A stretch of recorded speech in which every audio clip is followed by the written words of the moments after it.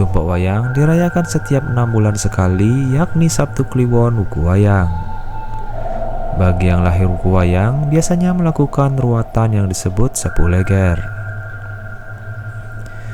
Ritual ini erat kaitannya dengan cerita Rari Kumara dan Batara Kala.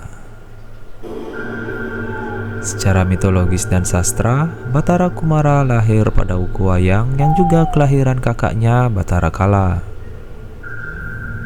Sehingga karena lahir pada wuku yang sama itulah, maka Rari Kumara dianggap memada-mada sehingga Batara Kala memiliki hak memakan adiknya, kata dosen Bahasa Bali UNUD Iputu Eka Gunayasa. Ketika Kala meminta izin, Batara Siwa tidak mengizinkan memakan atau menadah adiknya dengan alasan masih kecil. Dan Siwa baru mengizinkan jika Batara Kumara sudah besar. Karena sayang pada Batara Rari Kumara, seketika itu Batara Siwa menemuinya dan diberikan anugerah yaitu akan tetap kecil, sehingga tidak dimakan oleh kakaknya, Imbuh Guna. Berikut cerita ringkasnya terkait cerita dilaksanakannya sapu leger. Diceritakan bahwa Batara Siwa atau Batara Guru memiliki 2 orang putra, yaitu Batara Kala dan Sangyang Rari Kumara, yang lahir pada minggu yang sama, yaitu Wuku Wayang. Kala marah karena adiknya memiliki otonan yang sama dan meminta izin kepada ayahnya untuk memakannya.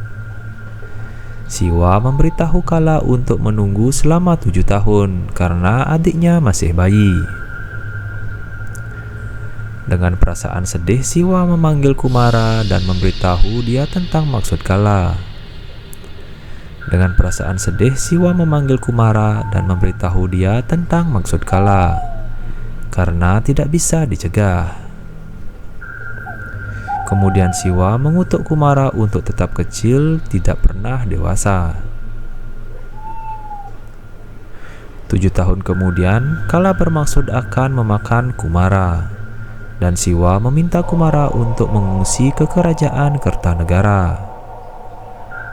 Akan tetapi, Kala mencium tapak kaki Kumara sehingga Kala pun mengejar Kumara. Kala menemukan adiknya lari terbirit-birit, namun Kumara lolos melalui serangkaian tipuan. Ia sempat bersembunyi dalam rimbun bambu, bersembunyi dalam kayu bakar yang tidak diikat, dan lolos melalui tungku perapian. Raja Mayasura yang bertahta di Kertanegara melindungi Rari Kumara. Akan tetapi raja dan prajuritnya berhasil dikalahkan oleh Kala. Hingga malam, Kumara sampai di tempat pertunjukan wayang kulit yang diadakan Wuku Wayang dan meminta perlindungan pada Sang Dalang. Dalang menyuruh dia bersembunyi di resonator gamelan genter. Kala lalu datang ke sana dan memakan sesaji untuk pertunjukan wayang karena saking laparnya. Dalang itu kemudian menegur Kala dan meminta supaya sesaji itu dikembalikan seperti semula. Kala terpojok dan mengaku sangat berhutang kepada Dalang. Dan Kala menganugerahi sebuah mantra magis yang bisa memberi Dalang kemampuan untuk membebaskan semua makhluk hidup dari kekotoran.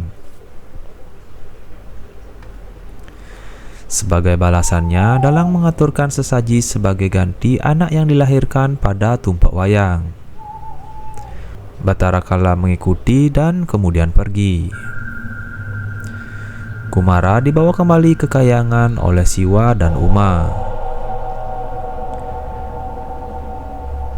Menurut Gunayasa, Dalang merupakan Siwa yang ada di dunia, karena dalam kekawin Arjuna Wiwaha ada ungkapan seseorang yang suci hanya berbataskan kelir dengan Batara Siwa. Sehingga dalam sapu leger di Bali jelas tirta dari Dalang merupakan tirta Siwa. Selain itu, Dalang juga memainkan semua peran baik jahat maupun baik.